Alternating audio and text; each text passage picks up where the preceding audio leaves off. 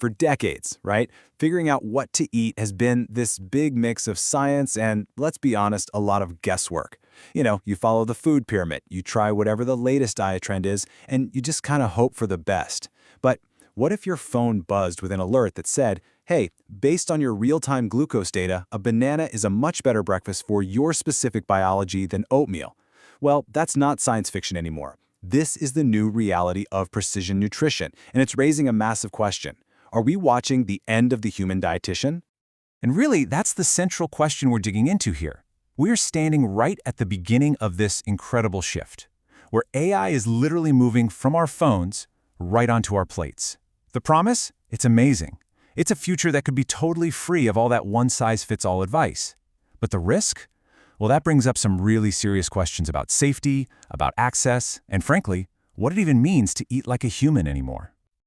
You can see the incredible leap we're talking about right here on this slide. Over on the left, that's the old world. The generic advice, the food pyramid, all of it was designed for some average person that we now know doesn't actually exist. But on the right, that's the new world. Hyper-personalized nutrition driven by a constant live stream of data coming directly from our own bodies. It's a total game changer. So, let's start with the promise, because honestly, it is absolutely mind-blowing. The whole idea is built on this concept that we can finally end all the guesswork and start treating our food as this finely tuned instrument for our health.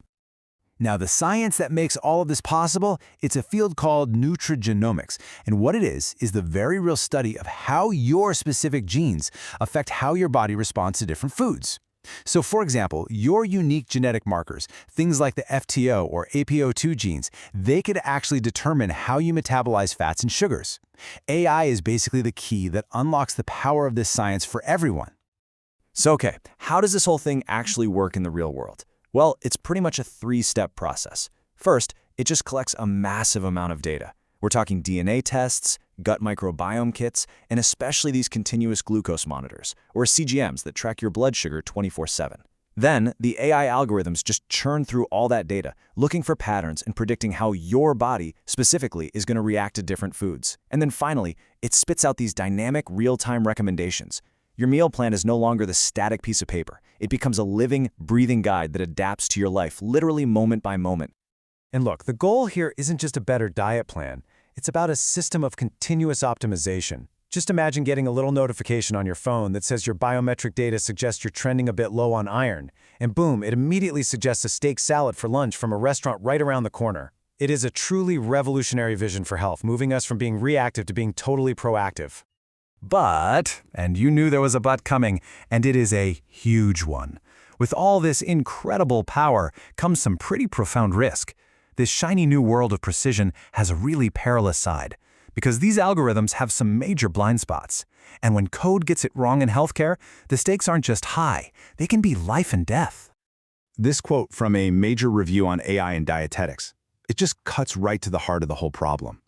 A machine learning model doesn't have clinical experience. It hasn't spent years sitting with real patients, understanding all the subtle, complicated nuances of their lives that you just can't measure with data.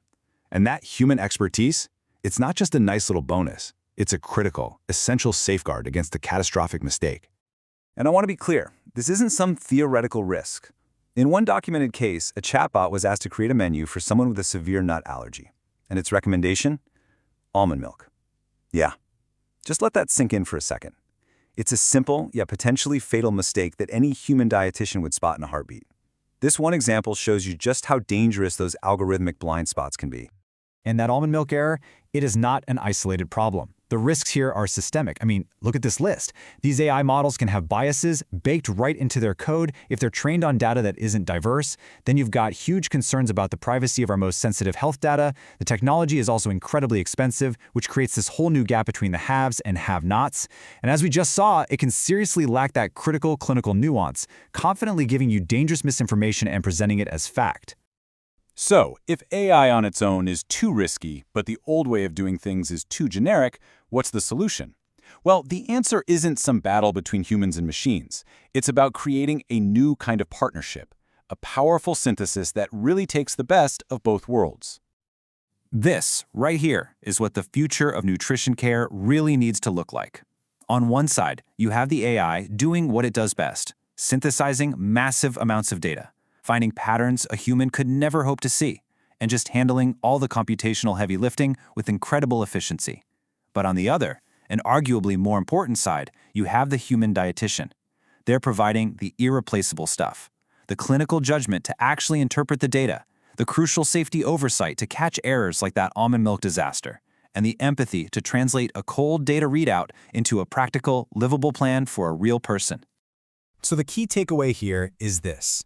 The role of the dietitian isn't going away. It's evolving into something even more critical. Instead of being replaced, the dietitian of the future becomes this upskilled, tech-enabled expert.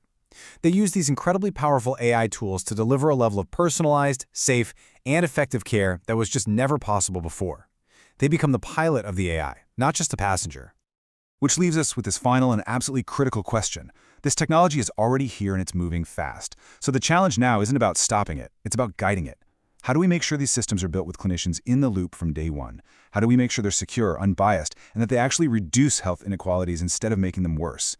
That is the conversation we all need to be having right now, because the future of our food is being written as we speak.